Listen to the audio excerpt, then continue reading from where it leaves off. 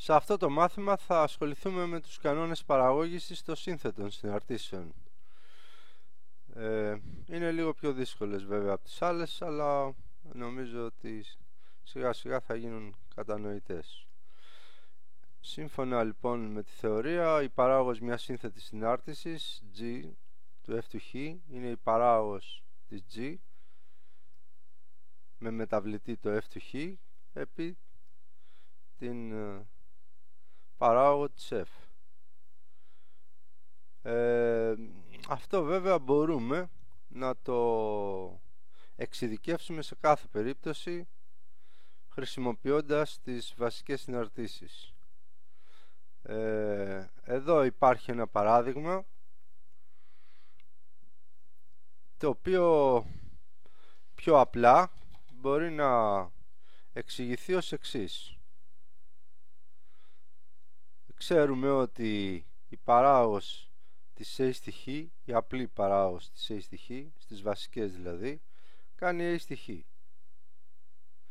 Αν όμως στη θέση του A στη Χ είναι μια άλλη συνάρτηση, παραδείγματος χάρη H του Χ, σύμφωνα με τον κανόνα παραγώγησης, είναι η παράγωγος της A στη Χ αλλά με μεταβλητή το H του Χ, A στην H του Χ,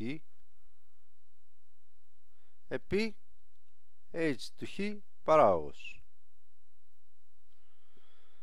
Άρα στη συγκεκριμένη περίπτωση η H του Χ είναι η Χ τετράγωνο και 1. Έτσι λοιπόν, σύμφωνα με τον κανόνα της σύνθετης συνάρτησης, η παράγωγος του A στη Χ τετράγωνο και 1, δηλαδή στην H του Χ, είναι η στην H του Χ επί H τόνος Χ.